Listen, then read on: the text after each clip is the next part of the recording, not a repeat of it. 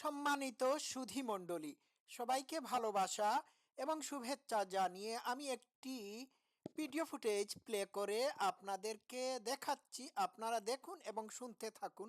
Decision আপনাদের। ঠিক আছে, শোনা যাক। Let's play. এখানে যে ভিতরে প্রশাসনের পুলিশ, এই যে আর্মি দিয়ে দাঁড়া করানো, এবং আমি যদি একটু জুম করে দেখাই, যে দেখেন লেখা এখানে দোলের আনুষ্ঠানিকতা ব্যতীত কোনো রকম দোল, হোলি বা রং খেলা উৎসব হবে না। আমি আমার মন্দিরে এই প্রথমবারের মতো ইতিহাসে আমার বয়স 30 বছর, আমার এই 30 বছরের জীবনে আমি এই প্রথমবারের মতো দেখতেছি যে এবার আমরা মানে হোলি খেলতে পারবো না, এটা নাকি নিষেধ। এখন এই নিষেধটা কার কাছ থেকে? এটা কি সরকারের কাছ থেকে নিষেধ? যদি সরকারের বা প্রশাসনের কাছ থেকে এটা নিষেধ হয়, তাহলে আমি বলবো যে এখানে আসলে আমরা তো আসলে হিন্দুরা এই দেশে নিরাপদ না। আমি সংখ্যালঘু হিসেবে বা হিন্দু হিসেবে যদি নিরাপদ হইতাম এই দেশে, তাহলে তো আমার আজকে হোলি খেলা নিষেধ করতো না কেউ। আমার দেশে আমার মন্দিরের ভিতরে আমি হোলি খেলবো, এখানে নিষেধ করবে কেন? এই দেখেন ভিতরে যে আর্মি দিয়ে দাঁড়া করানো, এখানে যত আবিরের দোকানগুলো আছে, আবির এখানে বিক্রি করতে দিচ্ছে না। আবির বিক্রি করা এবং আবির নিয়ে খেলা সম্পূর্ণ নিষেধ।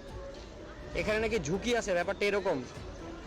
যদি উপর মহল থেকে কোনো থ্রেট থেকেই থাকে, তাহলে আমার কথা হলো আমি এই দেশে নিরাপদ কিভাবে? আমি বাংলাদেশের সকল জনগণের কাছে এই প্রশ্নটা রাখতে চাই যে আমি এই দেশে নিরাপদ কিভাবে? আপনারা যে বলেন, গলা ফাটায় ফাটায় বলেন আমরা হিন্দুরা দেশে নিরাপদ, এটা হলো নিরাপদের নমুনা?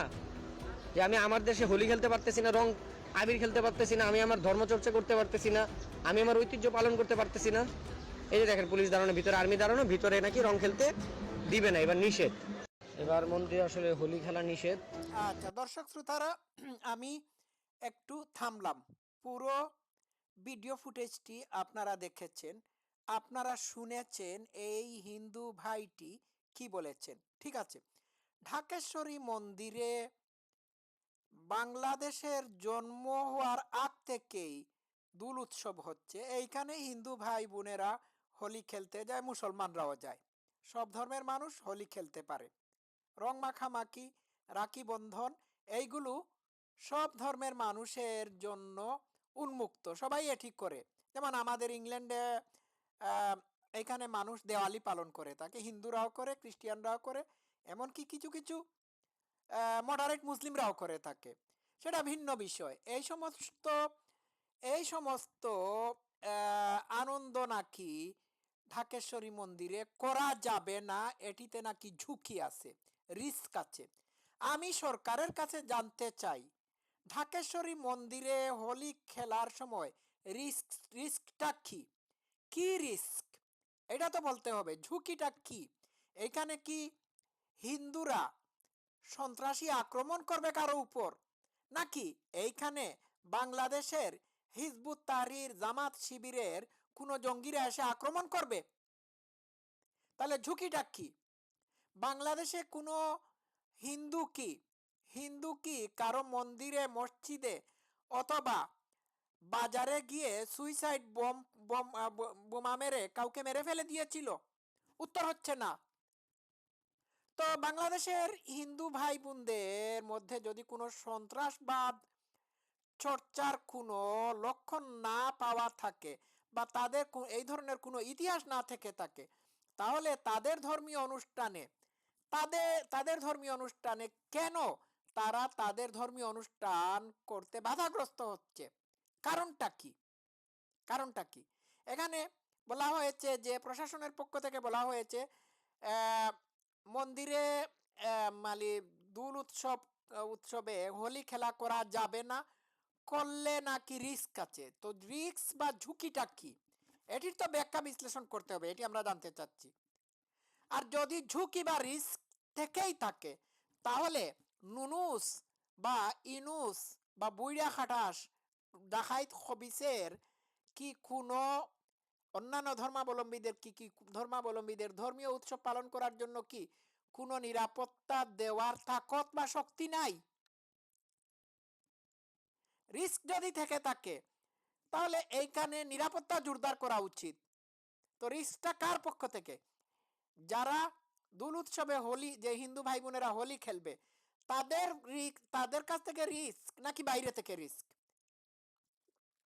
যে কোনো রিস্ক যদি কোনো অনুষ্ঠানে থেকে থাকে, তাহলে সেই অনুষ্ঠান সেই অনুষ্ঠান সুষ্ঠুভাবে নিরাপত্তার সাথে যাতে পালন করা যায় সেই জন্য সরকার 100% নিরাপত্তা দিতে হবে। নিরাপত্তা না দিয়ে বলছে ঝুঁকি আছে। আরে ভাই, তুমি যখন ঝুঁকির কথা বলছো তখন ঝুঁকি যাতে না হয় সেই জন্য কি কোনো ব্যবস্থা করেছো? এখানে তো আমি পুলিশ, নিরাপত্তা বাহিনীর মানুষ দেখতে পাচ্ছি, পুলিশ, আর্মি দেখতে পাচ্ছি। তো মানে পুলিশ আর্মির পাহারাতে এইখানে ঝুঁকি কোত্থেকে আসবে আমি বুঝলাম না। আসলে এটি একটি বাহানা। বাংলাদেশের হিন্দুরা এই সরকারের আমলে সবচেয়ে বেশি নিরাপত্তাহীনতায় ভুগছে। তারা তাদের ধর্মীয় অনুষ্ঠান পালন করতে পারছে না। তাদের বাড়িতে গিয়ে তাদের 7-8 বছরের শিশু সন্তানদেরকে মানে ধর্ষণ করা হচ্ছে, হিন্দু মেয়েদের শ্লীলতাহানি ঘটানো হচ্ছে। আর কত! বাংলাদেশে তো হিন্দুরা নিরাপদ না, মোটেই নিরাপদ না। এখন তাদের তাদের ঢাকেশ্বরী মন্দিরে যদি তাদের দোল উৎসবে তারা হোলি খেলতে না পারে, তো একই একই একই জিনিস তো মুসলমানদের ক্ষেত্রেও প্রযোজ্য হওয়া উচিত আমি মনে করে থাকি। তাহলে মুসলমানরাও ঈদের নামাজ পড়তে পারবে না, কারণ এইখানেও ঝুঁকি আছে এই কারণে যে পৃথিবীর বিভিন্ন মুসলিম দেশগুলোতে, স্পেশালি পাকিস্তান, আফগানিস্তান, আরও কিছু মুসলমান দেশগুলোতে ঈদের নামাজে সুইসাইড বোম ফাটিয়ে সন্ত্রাসীরা মানুষদেরকে, নামাজি মুসল্লিদেরকে হত্যা করে ফেলে। তাহলে তো মসজিদেও নামাজ পড়া যাবে না, মসজিদেও ঝুঁকি আছে।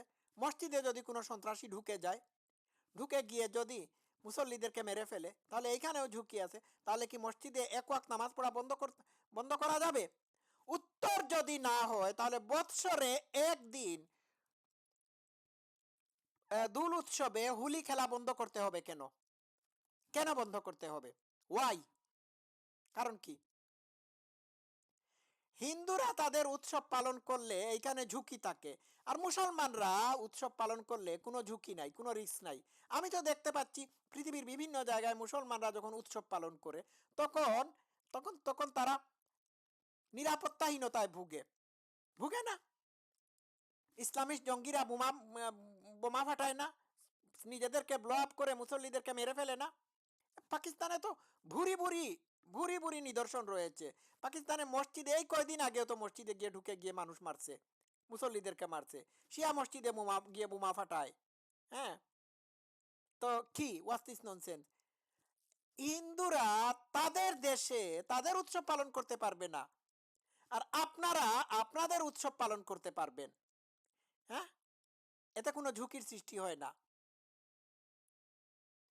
হিন্দুদের বাড়ির সামনে আপনারা গরু জবাই করেন, এতে কোনো সমস্যা হয় না, এতে তাদের কোনো ফিলিংসে আঘাত হানা হয় না। ফাইজলামির জায়গা পান না।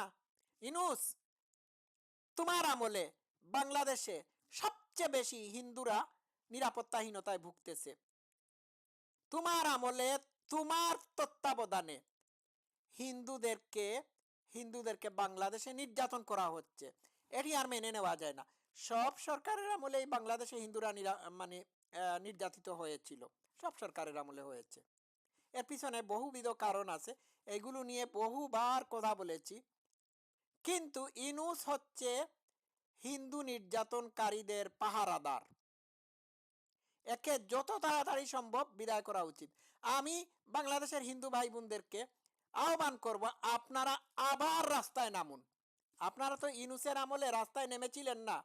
এত হাজার হাজার হিন্দু ভাই বোনদেরকে রাস্তায় নামতে আমি আর জীবনে কোনোদিন দেখি নাই। আপনারা থামলে হবে না, আপনারা রাস্তায় নামুন। একটা কথা মনে রাখবেন, আপনারা শুধুমাত্র হিন্দুরা যে নিরাপত্তাহীনতায় বাংলাদেশে ভুগছে ইনুসের আমলে এমনটি না। আওয়ামী লীগ, ছাত্রলীগ, যুবদলের নেতা কর্মীদেরকে এই সরকার ইনুস ডেভিল হান্টের নামে অ্যারেস্ট করতেছে, অথচ ধর্ষক, খুনি, হিন্দু নির্যাতনকারী, নিপীড়ক, চাঁদাবাজ, স্টাউট, বাটপার, এদেরকে এদের উপর কোনো ডেভিল হান্ট হচ্ছে না। তো আরে ভাই, যতজন হাজার হাজার আওয়ামী লীগের নেতাকর্মীদেরকে, সাধারণ মানুষদেরকে, আওয়ামী লীগের সাধারণ নেতাকর্মীদেরকে জেলের ভিতর ঢুকিয়ে রেখেছো। এদেরকে বিনা অপরাধে যদি জেলের ভিতর না ঢুকিয়ে এই ধর্ষক, খুনি, সন্ত্রাসীদেরকে জেলের ভিতর ঢুকিয়ে রাখতে, তাহলে দেশের মানুষ কিছুটা হলেও নিরাপদ থাকতো। ইউনূসের আমলে এটি হচ্ছে না। সে ডেভিল হান্টের নামে আওয়ামী লীগের উপর নিধন যজ্ঞে নেমেছে, কিন্তু এইদিকে সকল সন্ত্রাসীদেরকে ঢাকার জেলখানা থেকে, বাংলাদেশের সকল জেলখানা থেকে ছেড়ে দিয়েছে। ইভেন হলি আর্টিজেনের সন্ত্রাসীদেরকেও ছেড়ে দেওয়া হয়েছে। কোথায় আছেন আপনারা? Enough is enough. আর এইভাবে চলে না। শুধু হিন্দু না, বাংলাদেশের মুসলমানরাও এই ডাকাত সর্দার ইউনূস উর্ফে বুইড়া হাড়াস খবিসের হাতে নিরাপদ না। 5ই আগস্ট জঙ্গিদের হাতে দেশ চলে গেছে। 5ই আগস্ট ছিল সন্ত্রাসী আক্রমণের দিন। 5ই আগস্ট সন্ত্রাসী হামলা করা হয়েছে, সন্ত্রাসীদের হামলা ছিল। বুঝতে পেরেছেন? হিন্দু না শুধুমাত্র, মুসলমান, খ্রিস্টিয়ান, আওয়ামী লীগ, বুদ্ধিজীবী, কবি, সাহিত্যিক সবার উপর নির্যাতন চালাচ্ছে। Watch this. রাস্তায় নামার সময় এসেছে। আর যেহেতু হিন্দুরা সংখ্যায় কম, তাদের উপর বেশি নির্যাতন করা হচ্ছে। এই দেশে কি, এখানে লেখা হয়েছে এই দেশে কি হিন্দুরা নিরাপদ? না, মোটেই না। আমি বলি এই দেশে কি মুসলমানরা নিরাপদ? না, ইউনূসের হাতে কেউ নিরাপদ না, কেউ না। বিরোধী দলের বা ভিন্ন মতাবলম্বী, বিরোধী দলের মানুষ বা ভিন্ন মতাবলম্বীরাও এই দেশে নিরাপদ না। ঠিক আছে? ওই যে তুলসী গেবাট সত্যি বলেছেন, বাংলাদেশের হিন্দুরা নিরাপদ না। অবশ্যই নিরাপদ না। হিন্দু ভাই ও বোনেরা, আপনারা আপনারা আবার রাস্তায় নামুন, এই সরকারের পতন ঘটান। সবাই ভালো থাকবেন। বাংলাদেশকে ইউনূসের হাত থেকে নিরাপদ রাখুন। Love you all. Thank you so much.